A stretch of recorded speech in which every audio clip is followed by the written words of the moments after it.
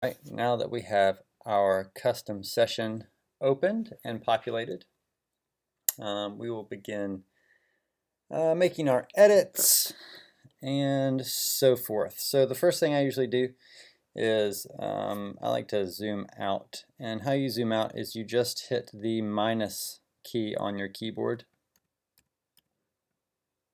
Here, there we go, zoom out. So we can see, make sure we got everything there. Now up here is the song title, and you'll see all of this in the right hand side, all the song title, and then all of the track names. This looks daunting. It's not as daunting as it looks.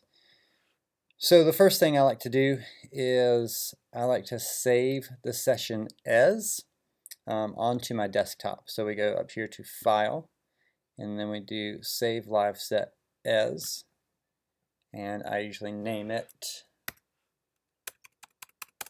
whatever I called it. Since there's already one of these on my desktop, I will just name it that. And then I save to the desktop. Save. Now what you have to do also for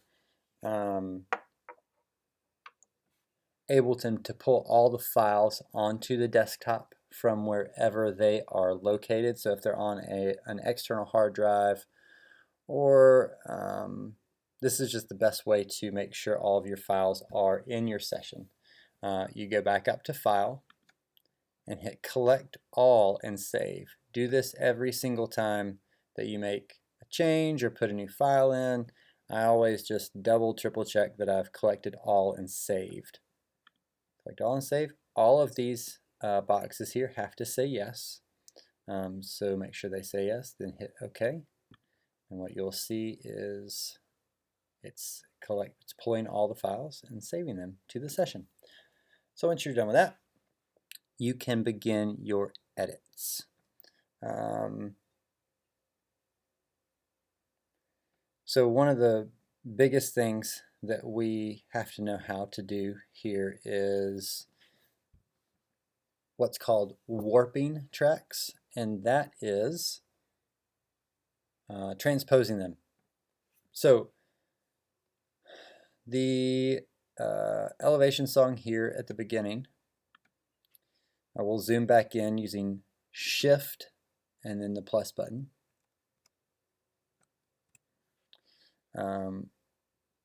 Was in A, I believe, and we needed to transpose it to C. So I'll just make sure what key it was in by going back over here and doing overcome. And multitracks will always tell you the key. Yes, the key was A right here.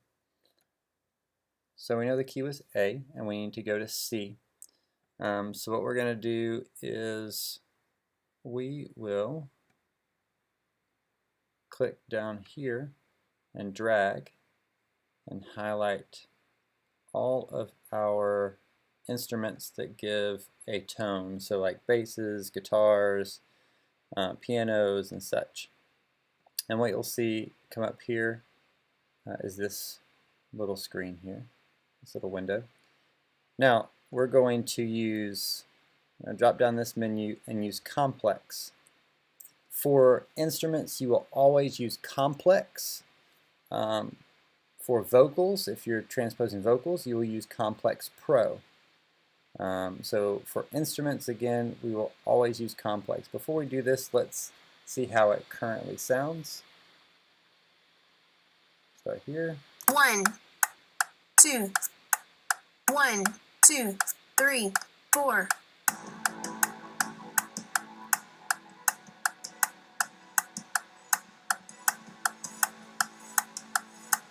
Verse. All right, sounds good. So now what we're going to do is highlight all of our instruments that need to be transposed or warped. Come down here, choose complex, then choose warp. And now what we're doing is we're going from A to C. So this works in half steps. So if you're in A, you need to go from A, and then it would be B flat, B, and C. So we need to go up 3. So you can either double click this here and hit 3, which is the easiest way to do it, or you can click here and drag up to 3. And now let's listen back.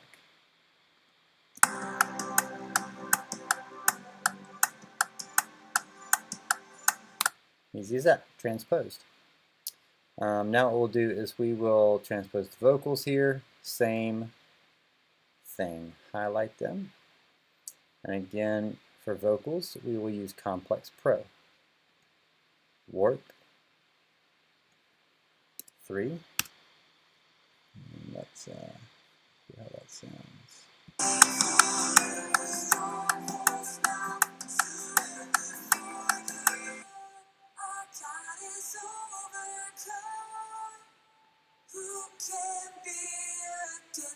That was the original. That's transposed. Bridge. So that is how you warp your tracks. And whenever you warp them, you go ahead and save them. You can either use File, Save Live Set, or you can hit Command S, which is just a keyboard shortcut.